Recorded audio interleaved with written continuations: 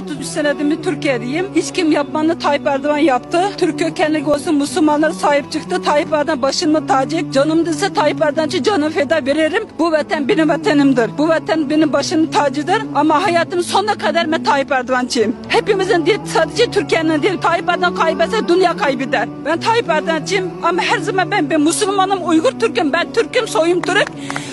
Ben her zaman soyunda dururum. Tayyip Erdoğan başının tacı. Bu memleket başının sultanı. Dünya kaybeder. Sadece Türkiye kaybetmesi seçimde kardeşim. Doğu Türkistan şu anda o kadar izleniyor. 15 sene oldu. Ne babanı görüşen ne aileni görüşebilirim. Uygur Türkler birbirine sahip çıkan Türkiye, Tayyip Erdoğan. Ben vatanımı, benim de annem var, baba var, bacı var.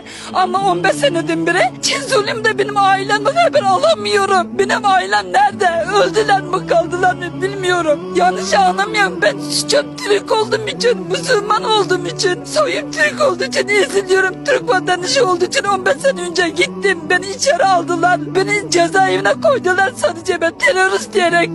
Sadece Müslüman, Kur'an-ı Kerim dinim yaşıyorum diyerek bu Uygur Türk olan dinim yaşayamadım. Allah çok şükür Türkiye gibi devleti yaşıyorum. Ben Müslümanım. Benim de annem babam akrabam vardı.